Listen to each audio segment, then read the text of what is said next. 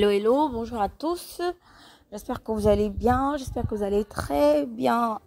Voilà, vous savez déjà qu'on est sur notre chaîne RH et que nous n'abordons que des thématiques qui ont trait à la gestion des ressources humaines. Je suis Maria Besselot, votre consultante RH.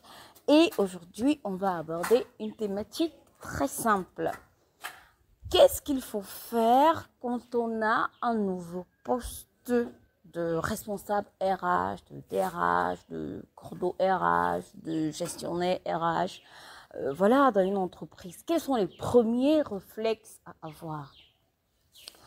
D'entrée de jeu, je vous dirais, le premier réflexe à avoir, c'est de faire le point. Vous devez absolument connaître la situation RH de l'entreprise que vous aurez, voilà, de l'entreprise dont vous devez gérer les ressources humaines. Vous devez connaître la température RH. Cette température RH, vous pouvez la voir de deux manières. Premièrement, voilà, les bruits de couloir, les premiers bonjours, bonne arrivée, monsieur le directeur, bonne arrivée, madame la directrice. Ah, salut, c'est vous la nouvelle RH, c'est vous. Dans les couloirs, dans les salutations, dans les premiers jours, les gens vous diront, voilà quoi, leur frustration, l'état d'âme même, l'état de l'entreprise sur le plan RH. Voilà, ça sont les bruits de couloir. Mais de manière un peu plus formelle, il y a des choses que vous devez absolument demander. Et je vais vous en citer quelques-unes. Ce n'est pas, je veux dire quoi, c'est pas une liste bloquée, c'est pas une liste calée, mais c'est au moins pour vous donner un aperçu de ce que vous devez absolument savoir. Premièrement,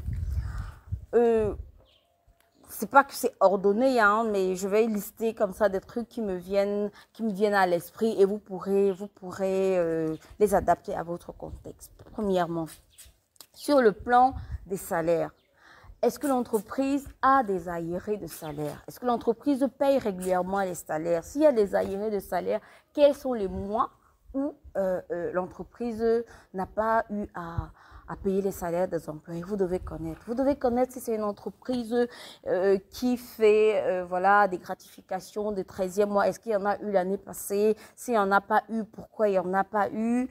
Vous devez connaître, est-ce que c'est une entreprise qui fait, qui paye normalement sa CNPS? Par exemple, est-ce qu'il y a des crédits de CNPS? Est-ce qu'il y a des dettes à la CNPS? Est-ce qu'il y a les sous-moratoires? Est-ce que tout le monde est déclaré? Est-ce que tout le monde n'est pas déclaré? Vous devez connaître la position par rapport à la CNPS.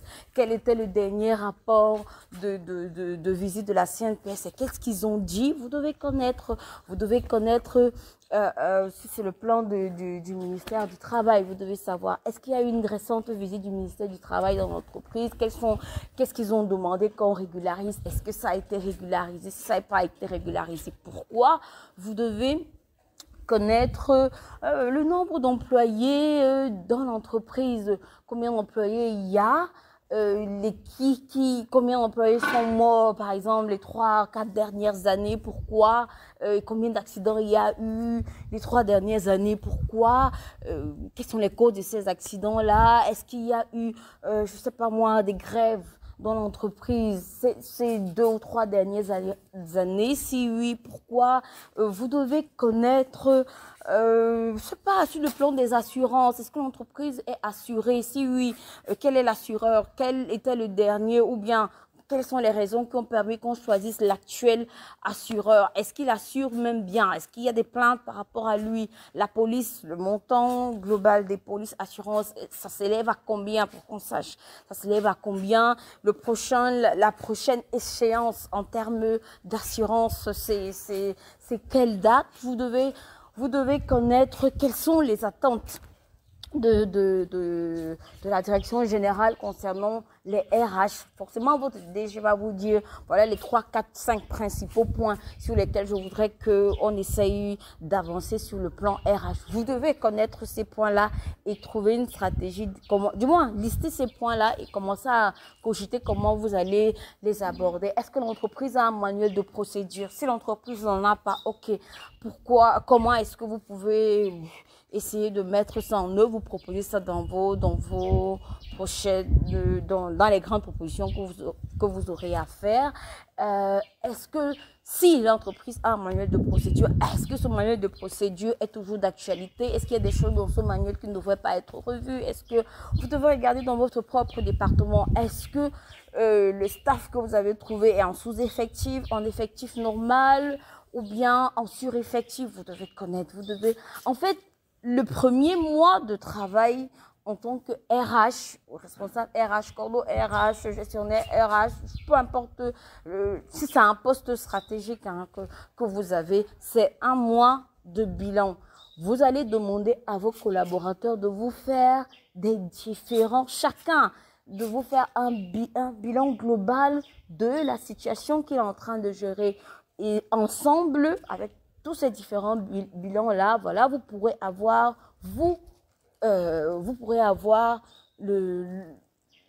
la situation globale RH de l'entreprise. Ça veut dire quoi? Celui qui fait la paye vous dira, voilà la situation de la paye, voilà les difficultés qu'il y a à la paye, voilà les retards de paiement qu'on a eu, voilà. Celle qui fait les assurances vous fera son point et vous dit vraiment des points écrits. Et vous pouvez même aller plus loin en leur disant, mais s'il y a des propositions que chacun de vos collaborateurs a, qu'ils les écrivent, ça vous permet, voilà, de travailler de manière stratégique sur votre poste, de connaître en peu de temps l'essentiel des challenges, des difficultés qu'il y a et de connaître même l'entreprise. On ne va pas vous demander au premier mois, voilà, de connaître tous les noms de tous les collaborateurs que vous allez trouver dans l'entreprise, mais quand même, au bout d'un mois, vous devez connaître les challenges RH, les bons points et les mauvais points du département que vous avez. Vous devez maîtriser ça. Et ça, sans statistiques, sans ce point-là, vous n'allez pas avancer. Donc, j'encourage véritablement toutes ces personnes-là, voilà, qui ont eu de la chance de passer à un poste supérieur ou de se retrouver au cœur d'une direction RH ou bien au cœur d'un département RH ou bien au cœur d'une section RH, de commencer par des statistiques. C'est très important parce que à la fin, vous aurez une évaluation, autant personnelle que par votre manager. Vous pourrez dire, écoutez, je suis arrivé dans cette entreprise, il n'y a pas de manuel de procédure. Comment j'ai fait mes premières statistiques? Moi, j'ai créé un manuel de procédure, je l'ai mis en place. Quand je suis arrivé ici, il n'y avait pas de job description. J'ai constaté qu'il n'y avait pas de job description. J'ai mis en place des job descriptions. Quand je suis arrivé ici, il y avait eu un contrôle CNPS et rien de ce qui a été dit dans le contrôle n'avait été respecté. Moi, j'ai régularisé tout ça. Quand je suis arrivé ici, il y avait des problèmes d'arriérés de salaire. J'ai trouvé une solution. Quand je suis arrivé ici, le personnel n'avait jamais eu de gratification. J'ai proposé quelque chose. Bref, vous allez partir, vous allez vous auto-évaluer. On vous évaluera également à partir du rapport.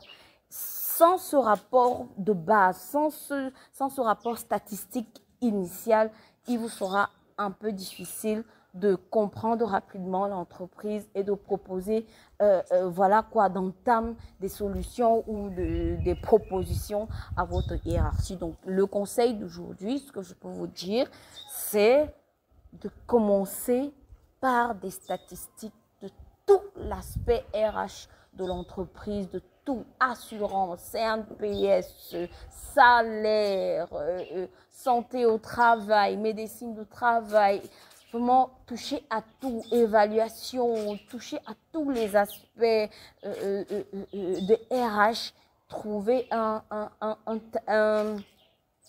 voilà, trouver une synthèse de la situation et commencer par ça. Faites votre petit audit. Si vous n'avez pas, voilà quoi, un cabinet qui peut vous accompagner à faire cette petite audit-là, vous pouvez vous la faire vous-même avec les collaborateurs que vous avez et vous aurez en temps réel, voilà quoi, quelque chose sur la base duquel vous pourrez partir pour faire avancer votre département et je crois que ce sera un bon départ pour vous. Excellente journée à tous et voilà. J'espère que ce conseil va aider quelqu'un au quotidien. Bonne journée.